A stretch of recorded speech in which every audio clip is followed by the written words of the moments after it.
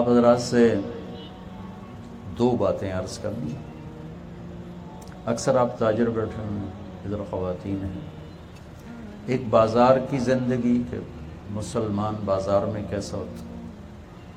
دوسری بات گھر کی زندگی کہ گھر میں ایک ایمان والا مرد یا عورت وہ کیسے زندگی گزارتا ہے.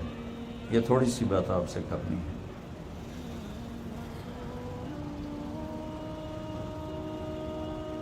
انسانی معاشرہ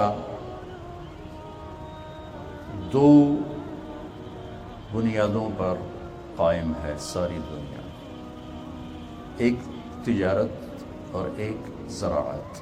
یہ دو بڑے شعبے ہیں. تجارت پہلے نمبر پر ہے اور زراعت دوسرے نمبر پر ہے. باقی تمام زندگی کے جتنی شکلیں شعبے وہ اس کے ساتھ ایسے جڑے ہوئے ہیں. یہ دو بنیادی شعبے ہیں. جب یہ ٹھیک چلتے ہیں تو سارا نظام ٹھیک چلتا ہے. جب یہ بگڑ جاتے ہیں سارا نظام بگڑ جاتا ہے. اور میں نے جو ایک حدیث پڑھی اس پر میں آپ کی خدمت میں یہ بات عرض کر رہا ہوں کہ میرے نبی پاک صلی اللہ تبارک و تعالی علیہ وسلم فرماتے ہیں جب تم تجارت میں ہیرا پھیری کرو گے، جھوٹ کھوٹ ملاوٹ یہ سب کچھ کرو گے،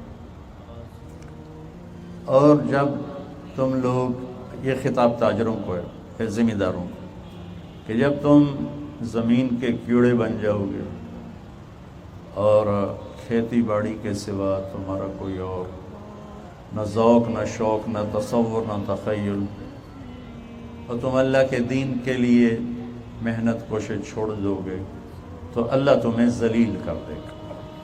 اور جب تک تم واپس دین کی طرف نہیں آؤ گے اللہ اس ذلت کو تم سے دور نہیں کرے گا. یہ دو بڑے شعبے ہیں اور اسلام کی بنیاد میں بھی یہی دو بڑے شعبے ہیں. مکہ تجارتی شہر تھا اور مدینہ زرعی شہر تھا.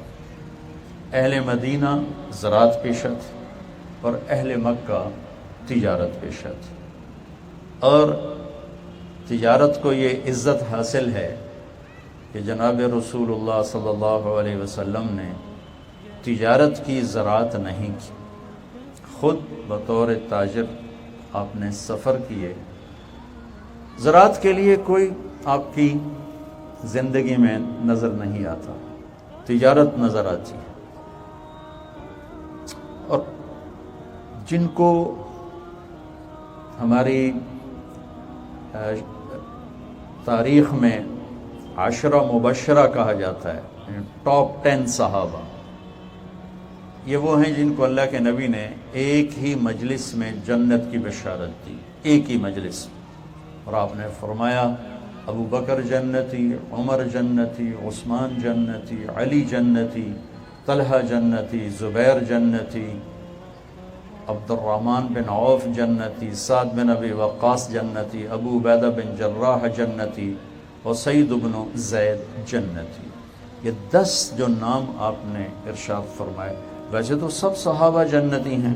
کلن وعد اللہ الحسنى، میرا وعدہ ہے. سورہ فتح اللہ تعالیٰ فرما رہے ہیں کہ آپ کے تمام صحابہ کے لیے جنت ہے. اللہ تعالیٰ نے قرآن میں کہہ دیا.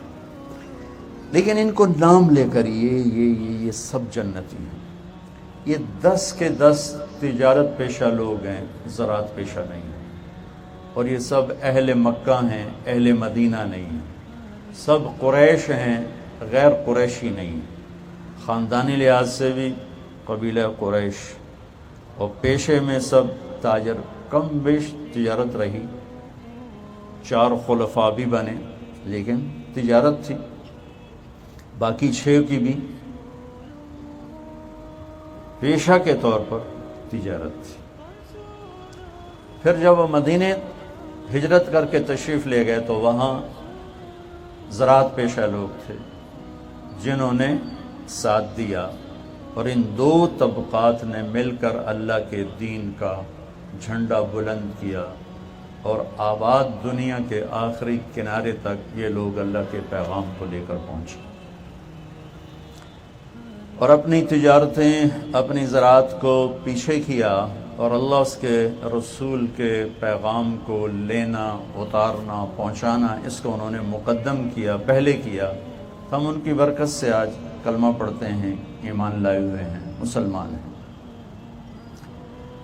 اور یہ جو Malaysia, Indonesia, Thailand, Philippines اور چائنا، یہاں کوئی جنگ نہیں ہوئی، کوئی جہاد نہیں ہوا، یہ سارے کا سارا اسلام یمن کے تاجروں سے پھیلا ہے۔ یمنی تاجر سمندری سفر کے بڑے بادشاہ تھے، ان کو ساحل سمندر لگتا تھا، اور وہ ان ملکوں میں تاجر بن کر گئے اور کلمہ پڑھا کے آ کے اور لوگوں کو اسلام کا اور یہ جو ہمارا ہندوستان میں مالابار اور سری لنکا، اور سری لنکا سے ساتھ ملتا مدراس، چینائی، یہ جتنا علاقہ ہے یہ سارے کا سارا یمنی تاجروں کی طفیل ایمان لایا، یہ مسلمان ہوئے۔ یہ تو تھوڑی سی میں نے آپ کو بنیادی چیز بتائی ہے۔